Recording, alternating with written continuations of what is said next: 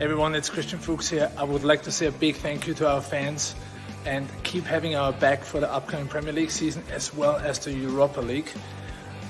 Keep watching Leicester Fan TV. They have the latest news and they keep you up to date on leicesterfantv.com. So stay tuned and thanks for your support. Morning all, how the devil are we? Welcome to the actual first aftermath show of the season, but it's also a pre-match show as well, where we look and preview the Palace Leicester game with Ali from the Pride of the South London Fan TV. So I think we better get going.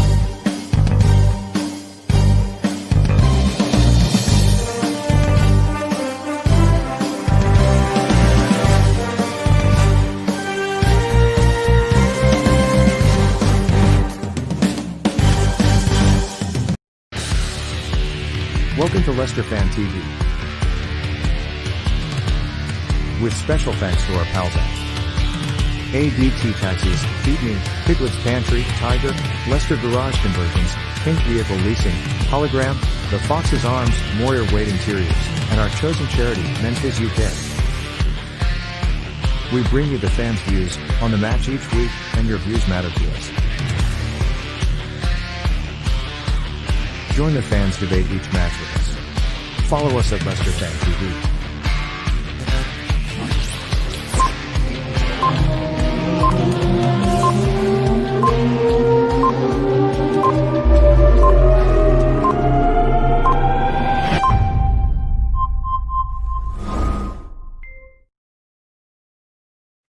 Morning, everyone. Like I say, welcome to the first aftermath, actually after a game on a Saturday. And it's Boxing Day, which was a Saturday, but it's just Boxing Day, so it doesn't really matter.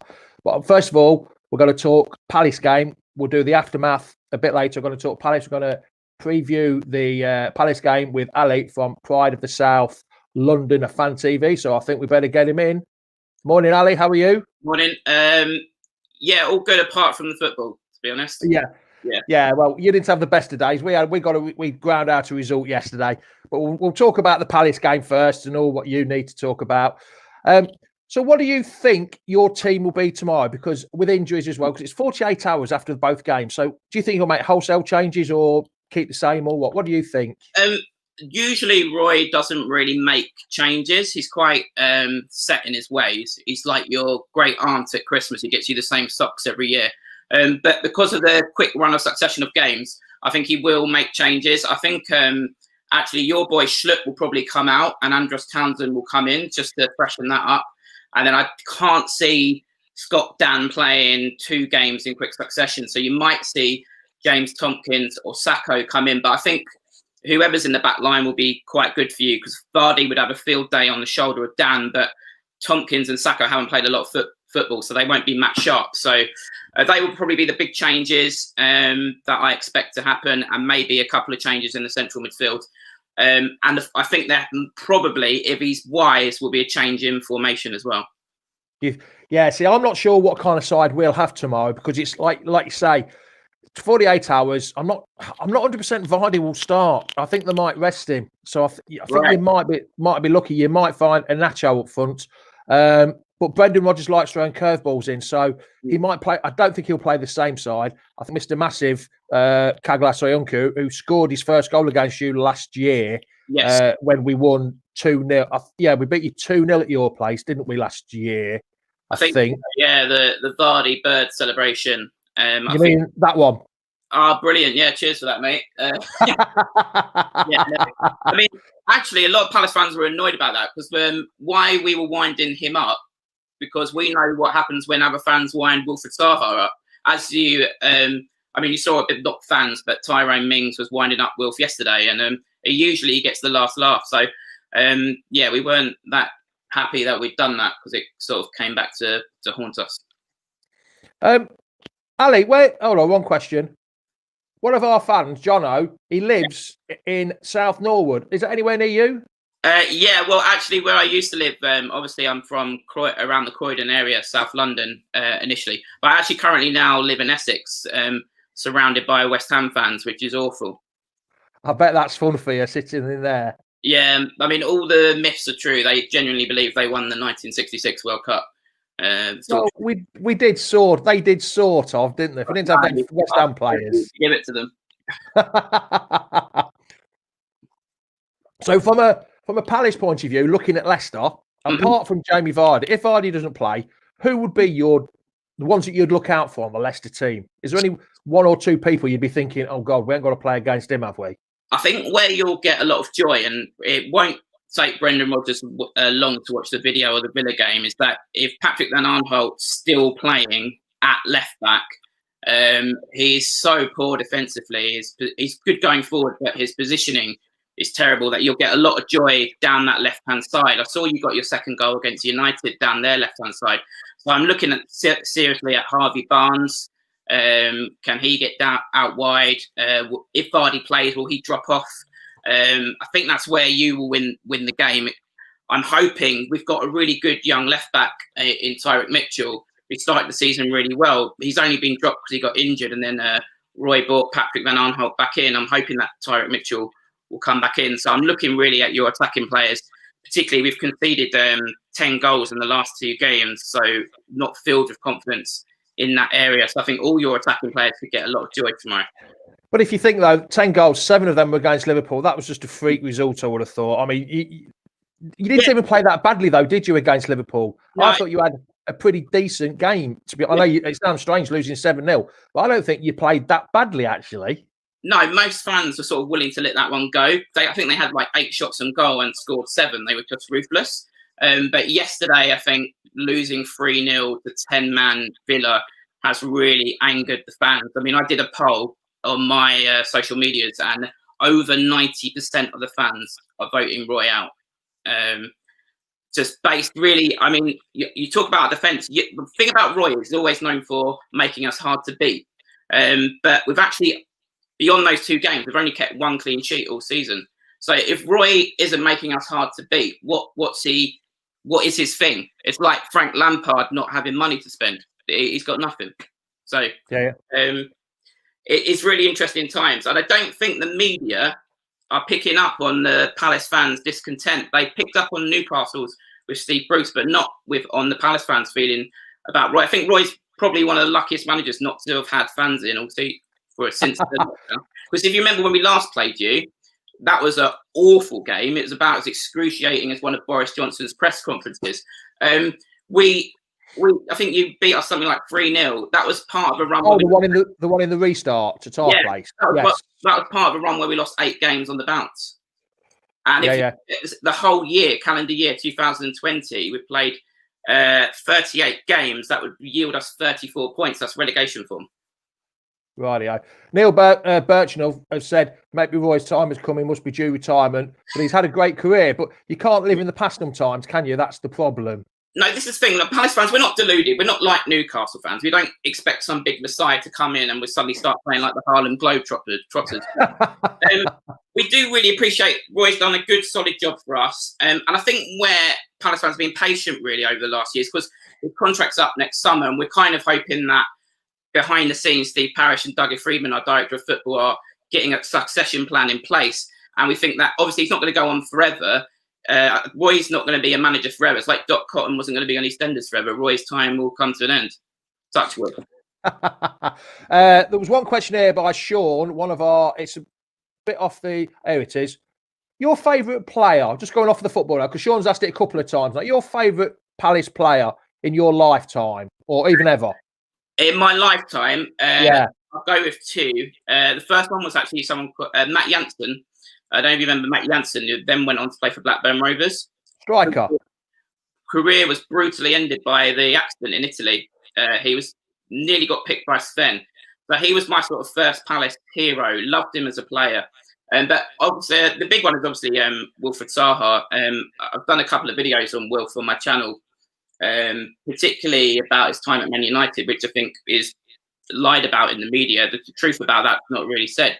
I think he's such a natural talent, and it's just so lucky to still have him at the club. And I think, this season he's been played more in a central role, which has allowed him to drift left and drift right. So already he's got 7 goals, which is more than he got last season. He's sort of done the reverse of what Arteta did to Aubameyang. They've shunted Aubameyang to the left, and suddenly he's not on form. I think you will see a different Wilf to the one you saw last season. So he's probably my all-time favourite, Wilf. Rightio. And you're talking about Wilf quite a bit. Zach's asked our American Fox, besides Zaha, it sounds like you're a bit of a one-man team, but I know you're not because there's 10 others on the pitch. Who are the other standout players that Leicester have got to look out for tomorrow? Yeah, that's the thing. Our squad is a lot better. And there is the stat that, it is overwhelmingly in favour that we lose when Wilf doesn't play. But that's kind of what's frustrating Palace fans at the moment. We had 2 games without Wilf and lost both, but we feel we have got the players without him now. Eze is a real natural talent. I've seen players come to Palace before. I mean, it's little known that we actually once had Ashley Cole on loan. There's been a few players in time, and you look at them and you think, this guy is going right to the top. And that's how I feel about Eze. And I think that would be the biggest difference between us from last season, is that we'll have other players than Wilf. We'll have Eze buzzing around. Andros Townsend's back to more fitness and form. Schlupp's been doing okay. But Eze in particular is definitely one to watch out for. And Tyrick Mitchell, our young left back, if he gets a chance. Rightio. Anthony asked a very good question, because you've just mentioned Roy Hodgson. And did you say 93%? Did you say wanted him out? Hello, Anthony. I think Anthony is actually a friend of mine. All right. who would I have take over? That's a very interesting one. See, this is why I think we should wait until the summer, where we've definitely got more options. It really depends on who they're looking at. I mean, a lot of fans are talking about Eddie Howe. For some reason, I just don't really want him. I think he spent a lot of money on a lot of rubbish at Bournemouth towards the end. The one I'd sort of look at, but I think it's probably a bit unrealistic, is if Gerrard wins the league with Rangers, will that be him done in Scottish football? So I just wonder whether it's worth us waiting until the summer to see we've got a few more options. The other one Palace fans are talking about is Bilic, and I really don't want him either. So the West Brom manager, probably be Gerrard next summer if we can get. That's a bit of because I always thought if Rodgers, because there was rumours that he's going to Arsenal and that. Oh, here's one by Patrick. What about our old favourite, Big Nigel Pearson? I wouldn't say no to Nigel Pearson, because I quite enjoy his ostrich chat. And that's kind of one of the things about Roy, is his press conferences are so boring. I would actually rather watch a Boris Johnson press conference than a Roy press conference. Is James McCarthy still there though? He is. Yes. Was he the one he grabbed by the throat that game? Yes. No, that was James McCarthy.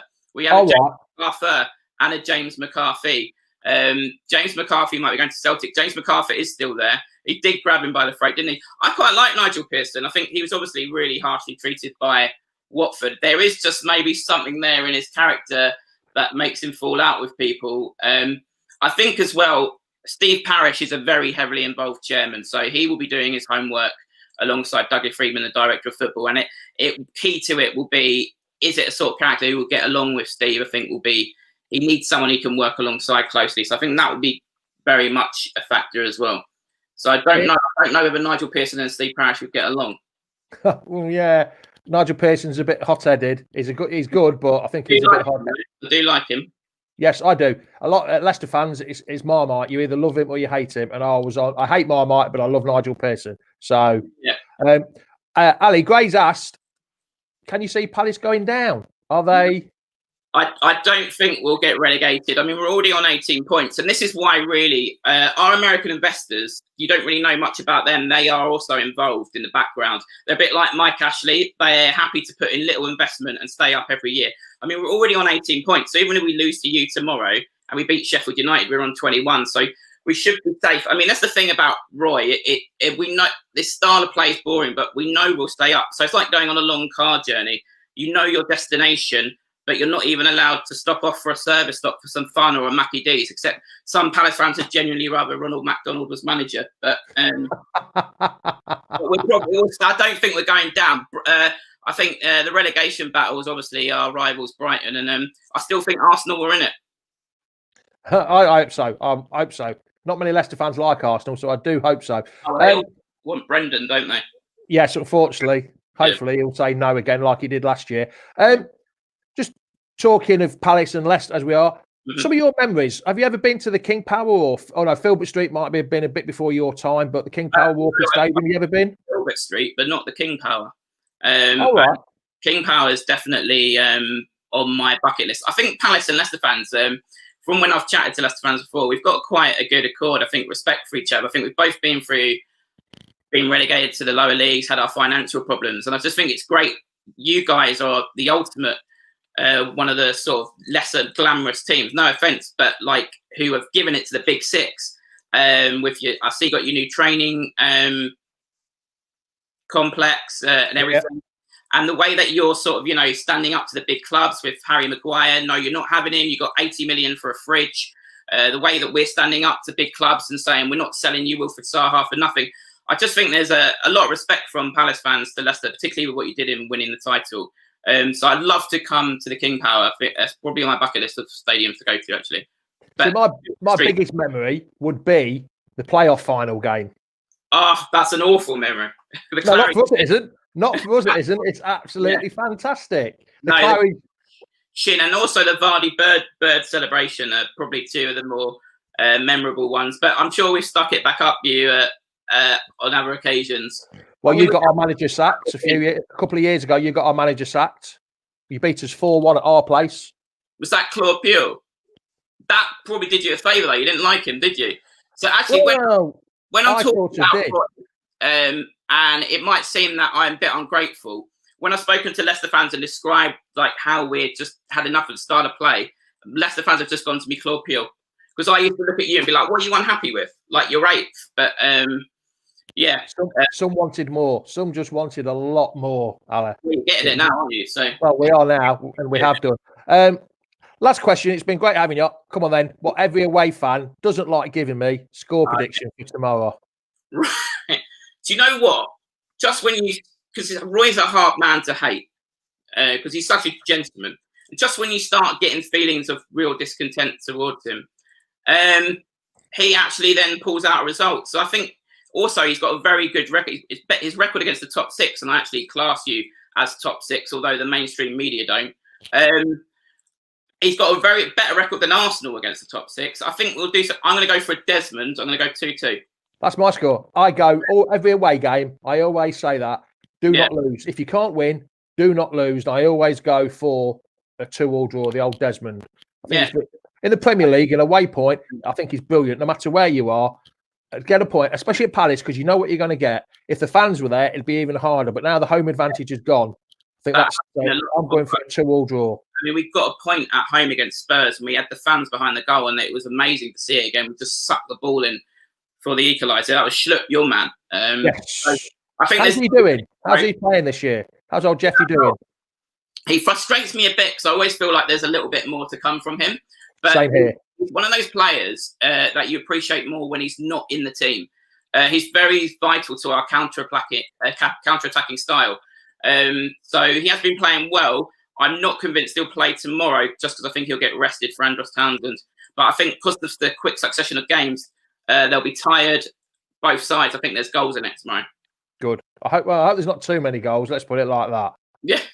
That's 1-0 scrappy win would do me, but no, I think it'll be a draw. Ali, it's been much appreciated. Yeah, so where can everyone find you on the old social media world? Right at South London Fan TV. Find me there. I'll comment on this video. I've got a couple of videos on Zaha in particular. Check them out. Pride of South London Fan TV on the YouTube and on other social medias too. Rightio, pal. Much appreciated. And good luck for you, but after tomorrow, please. Yeah, good luck for the rest of the season. All right then, pal. Go down. Thank you. Cheers, mate. Thanks a lot. Cheers, Ali. Thank you. Right. Let's get Jack in that has been waiting in the back. Oh, nice blue today, Jack. Not orange like it was yesterday. No, I changed it today. I thought, Good lad. Special occasion and all that, Jamie. You got to show your support for the boys somehow. Especially, you were wearing orange yesterday. What, that weren't special, was it? That was more special. I just got out of prison. Oh God! Not joking. And Mark, he's dangling correspondent. How the devil are you? Oh, we're flooded out this way. Oh, is it raining? Is it out there? It's not stopped for like 3 days. Rivers have bust their banks and houses are underwater, and it's a right state over here. Well, we've had 2 days of rain here. The sun's out now eventually, so I'm quite happy with that. All right, lads. In the pool? No, too bloody cold for that, pal. Too cold for that. Right, we're going on with yesterday's game. 2-2 straight away. I thought, what did you think then, Jack? Very good point. We deserved a point if we didn't win the game. So, yeah, I was quite happy with the result. We played absolutely superb yesterday. I know we gave away 2 sloppy goals, but at the end of the day, we didn't give up and we've shown some fight, and that's what we've wanted to see against these teams, and we definitely did that yesterday. And Mark, did you enjoy watching it yesterday? I did, but I got a little bit frustrated because it took them to score for us to score. And if we could do what we did when we did score, we'd have won it. Yeah, I think to pick up the arse to get us moving every time. Yeah, like the Dutch Fox says, a point was a good result. I thought we battled really hard yesterday to get a point. I think we deserved it from the first minute we played. Well, after Rashford missed that chance, if that had gone in, I thought, oh no, I don't believe this.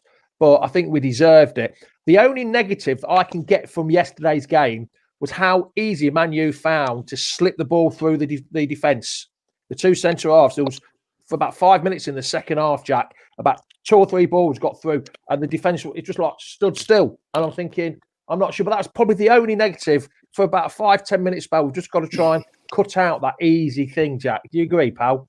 Yeah, I think that's how we've played at home this season, isn't it? We've been too sloppy defensive-wise, conceding the most easiest of goals. If you looked at the Rashford one yesterday, the first one, Fernandes just got a toe on that. It would have been cleared otherwise. And the second goal, Cavani had the ball, and then Fofana, Justin and Evans didn't really look out for Fernandes to just let him run in behind, and then you just knew what was going to happen from there.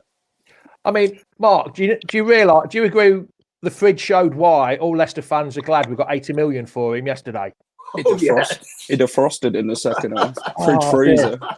That goal, the Harvey Barnes goal, he went arse over tit, then he slipped on his backside, couldn't clear it and put him in right in the doo-doo, didn't they? So, I can't believe how he missed that header, though.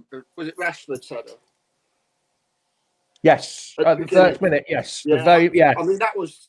I thought, oh, my God, this is going to be a caning. And then he just lifted it over. It's like, thank God for that.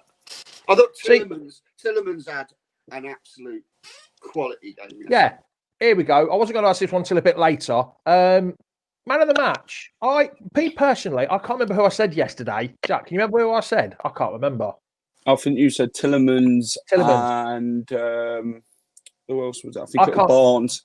I can't actually remember, but I've sort of gone back and watched the game, the highlights, and then flipped through it on Sky again. And I've changed it. I'm going for JJ because I thought JJ was outstanding yesterday. Is he becoming a bit undroppable, do you think, when Pereira and Castagna are back? You've got to earn the places, haven't you? Yeah, I think you're right there, Mark. I really do. So I think I'm going to change it to JJ from yesterday's game. Like I say, I can't remember. I've been in bed since yesterday. I can't remember what I said, but I'm going to go for JJ. So who did you say, Jack, yesterday? I didn't think I gave one yesterday, but James Justin were definitely up there for me. It seems like he's progressing well as a player, but when Ricardo comes back, I can't see Ricardo getting back in. James Justin is becoming not so much of a boy now. He's becoming much of a man. And the way he's handling Son and Rashford and players like that, it just shows the attitude and the positivity going into his game each game as he plays. But for me yesterday, Tillemans were absolutely superb. But it seems like now Ndidi's back, Tillemans can now push further up. Yeah. Instead of having to drop back. And when Wilf was injured, Tillemans had to do both jobs, not just one. But now he can rely on Ndidi to get him out of the trouble if he loses the ball in that midfield. Morning, Tom. How are you? Yeah, good. Thank you. So good. We're just talking about JJ. Do you think it was man of the match performance? And also, Tom, someone says he was at fault for Rashford's goal. I don't think he was because he sort of got wrong-footed by Fernandes, like little lucky touch he got to it. The first goal for me, stick or twist. He can't really have an option there. If he comes out, he gets in trouble. If he drops back to where Rashford is, then he's going to play him on side anyway. I don't really blame JJ for the goal. I think it was more of a team mistake for the goal for Monchier because they should never have got the ball out the corner so easily around the box. The second goal, then for me, it was Fofana's fault because Fofana should have gone with Cavani to stop him turning. As soon as he gets that half turn, he's got that passing behind us. I thought JJ was outstanding yesterday. Absolutely outstanding. I thought his reading of the game, Rashford didn't really have much joy down that right-hand side, and he had to cut inside a lot of time to really make anything happen. And JJ, for me, there was 2 really big tackles in the game where he absolutely smashed the man off the park and won the ball and pushed forward with it. So JJ, outstanding, and I think you got it right. He's gone from a boy to a man in a very short space of time in the last 18 months. Yeah, Mark, Ndidi, hasn't he made such a huge impact since he's come back? I mean, yesterday he won 7 clean tackles yesterday. He made such an impression, Mark. I thought, I love Mendy. You know I love #MagicMendy, but I think we've seen the will back, how he should be playing, how football is. He bosses it, doesn't he? He does, doesn't he? He just takes control, and you feel confident with him being there. You know hardly anything's going to get by him. And he's quick thinking, gets the ball moving forward quickly, allows Maddison to bomb on, Barnes to bomb on. It's just a joy to watch, isn't he? And didn't we miss him when he went there? I know Mendy played his part, but two different type of players, isn't it? Like yeah, him and Mendy, two different. But he certainly makes a difference when he's in. Would you say, Jack, that Barnes has got his shooting boots on now, because he's already scored as many goals as he got last season? He's got 7 in 20 or 21, and last year he only got 7 in 42. Do you think? And also, he scored more open play goals than Vardy this year. Did you realise that? Vardy's got 6 and he's got 7 now. No, I didn't know that stat until you just said it. But yeah, see, stat man. Barnes can be very frustrating. Every Leicester fan knows that he can have good games, and then when he has bad games, he has really bad games. And some Leicester fans just hate the way he gets the ball and don't run it players. But yesterday, in the Tottenham game, it just shows his ability and his strengths. He can actually do that, and when he does do that, oh my days, he's unplayable, and teams can't take the ball off, and we have to foul him in it to get it off him. But Barnes, he's becoming very good under Brendan Rodgers, and he's improved in his game drastically. So I'm looking forward to watching more of him this season. Yeah. See, have you been told to move, Tom? Someone's just shouting at you. You need to move the car. It sounded like someone shouting at you. Move the car out of the way. I'm not sure about this comment by Neil. I wondered why we tried to play down the left so much when JJ and Albrighton seemed to have more space, but they doubled up on Castagna. So it seemed, I thought Castagna had a quality game yesterday. But yeah, JJ and indeed he seemed to have, Albrighton seemed to have a lot of space, didn't they, down that left, didn't they, Tom? Albrighton came in for a lot of stick as well yesterday for some strange reason. I don't get it. We played better with Albrighton in the team. The points to game ratio doesn't lie, so people need to wake up and smell the rose when it comes to that kind of stuff. He might not do all the flair and stuff, but we do look more settled with him and down that right hand side with JJ. It worked against Tottenham. It worked against Man U. To say we did go down the left for some reason. Don't know why. But I mean, if you look at it, the goal came from the right hand side. So we did change it around. It was just, I think they were trying to explore Barnes. I can't even say the word, it's that early. Exploit down that left hand side. Exploit, because they hadn't got a first choice right back. They had Lindelof playing down that side. I think they wanted Barnes to get Lindelof more than JJ and Albrighton having to go with someone who's actually a natural defender down, their left hand side. So it worked. We got a goal from each side at the end of the day. Both, both sides of the pitch we got a goal from. So to really say we came down the left more, I'd say yes, we did. But I think there was a tactic there to get at that Lindelof, who had been told he'd already got a back problem, had to go off because of a back problem. So it worked in some ways. Yeah. Another stat, this is not actually my stat, Jack. We've now got 10 points from 15 against top 6 teams, which is some kind of record. We don't normally do that well against top 6 teams, but I didn't realise that until I seen it on Twitter. So if it's on Twitter, it's got to be true, hasn't it? So it's not. You never get anything false on Twitter, do you? So it's 10 points from 15 games against top 6 teams, which is a pretty decent record so far, isn't it, Jack? Well, it's a massive improvement for us, isn't it? It just shows how far we've come as a club, Jamie. From the time that people used to call us Little Leicester, we're not so small anymore. We're higher up, and we're a bigger club now than what we was before. And, you know, I know people might not look at it like that, like the pundits and that, but we are where we are because of the merit and the progress that we've made. Yeah. Quick, we'll move on to the Palace game now, Mark, for tomorrow. What kind of team do you think will play tomorrow? Do you think we'll make many changes at all, Mark? I think we'll make a few. I think the younger players are the fitter players, and they can do two games in 2 days. But I can't see Vardy starting, and I don't think it's worth the risk to start him. His groin was twinging on Boxing Day. What day? The Spurs game. The Spurs game, and I think it's just I'll put him on the bench, impact if we need him. But I can see Barnes playing up front. To be fair. All right, yeah. I think we'll go down that alley. I hope, anyway. It'd be nice, wouldn't it? And Jack, what do you think? I can't see many changes, to be honest. Maybe Vardy might not start, but I think definitely Cags is going to come in. DP might come in tomorrow for Maddison, maybe, because he had a bit of a problem in the second half, didn't he, with his knee? So that might be a change. I don't think many changes tomorrow. I think they'll cope with it because after the Crystal Palace game, they've got quite a bit of a rest, haven't they, until the Newcastle game. So yes, like Mikey says, either way, we still need to go for 3 points no matter what team. Because last year, I think we made 9 changes against West Ham, didn't we, Tom? And still won 2-1. Yeah, 9 changes. I think Jack got it right. I know it's 2 games in 48 hours or something silly, but let's get it correct. We then play Monday. Newcastle don't play till Tuesday or Wednesday in the week. They haven't really got much of a turnaround after that. So, you know, Monday to Sunday is a nice long week for that to recover and get ready for Newcastle away. I think you'll probably see 3 to 4 changes tomorrow.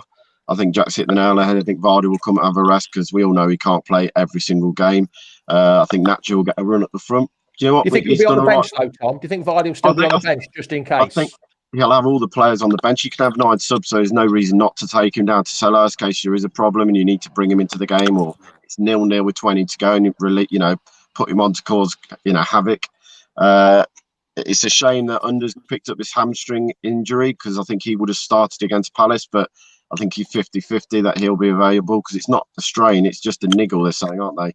I think Cags will come in as the centre half and probably Fofana will give Johnny Evans a rest.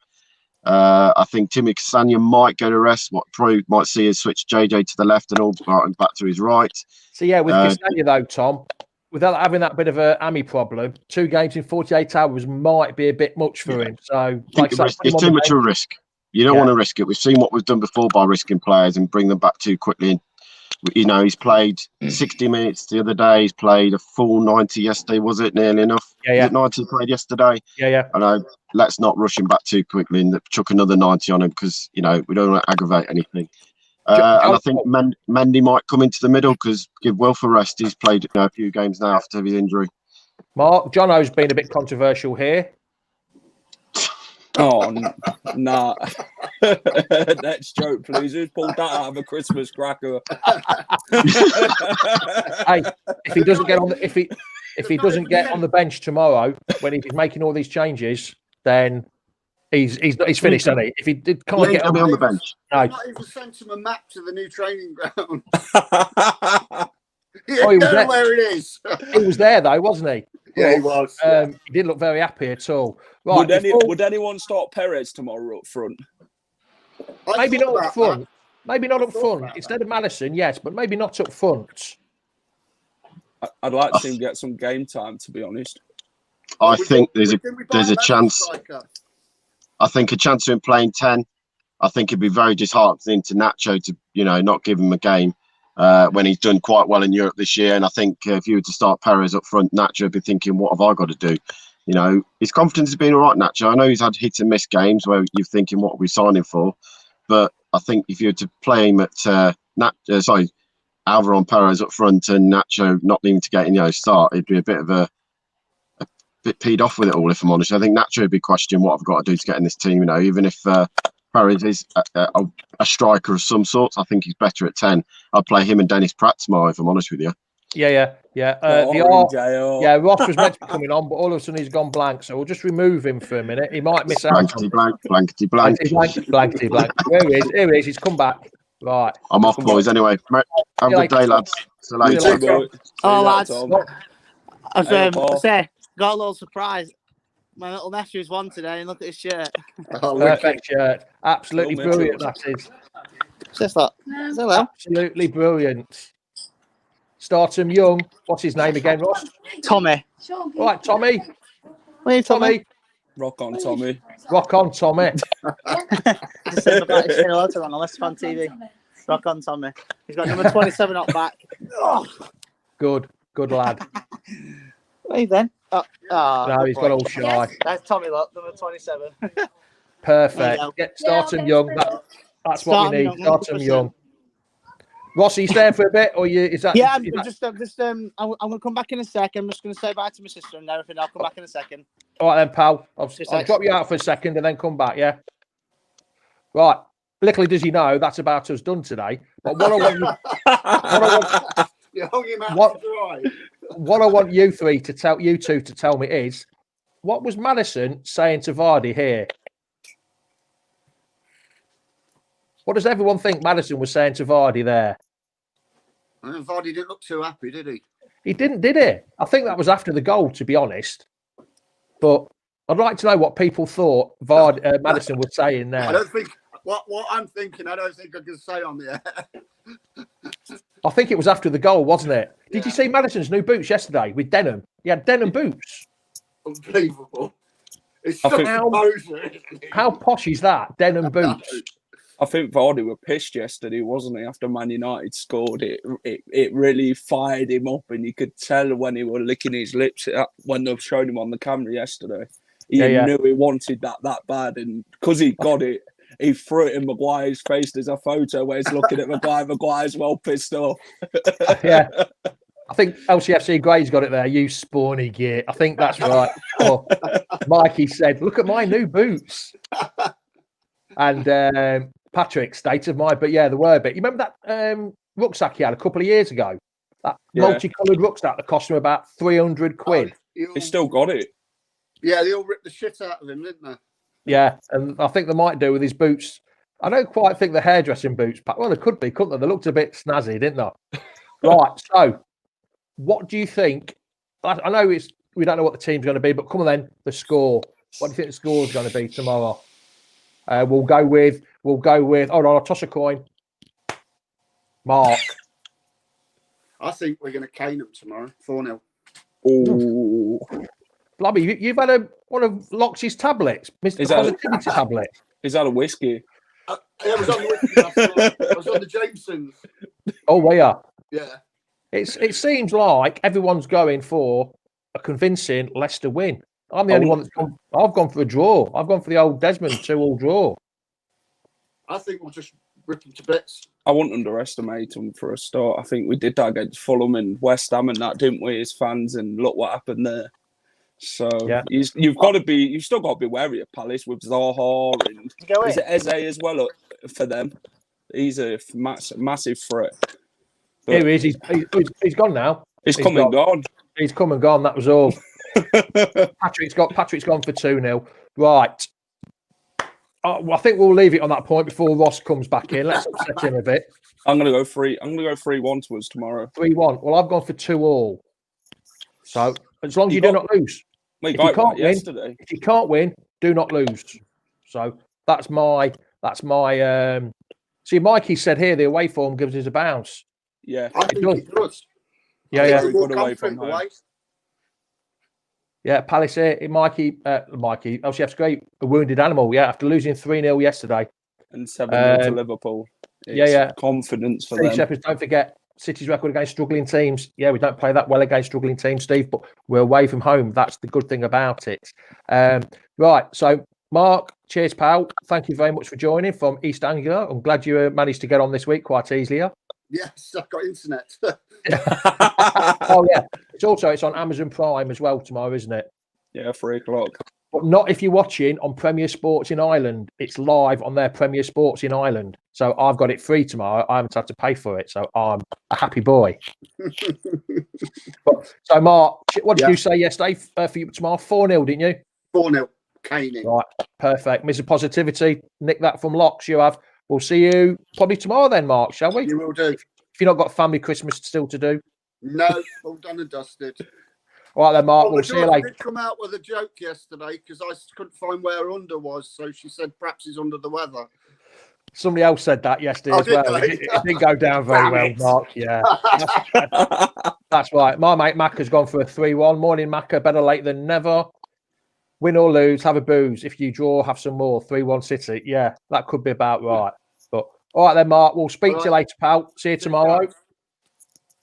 Jack, cheers, mate. What did you say? 3-1, didn't you say? 3-1? Yeah, 3-1 to us tomorrow. Someone saying get your canoe out. Is it a bit wet in Leicester then? It must be, unless he's talking to Mark with the flood. It's like, take that, innit? The flood. The flood could have been.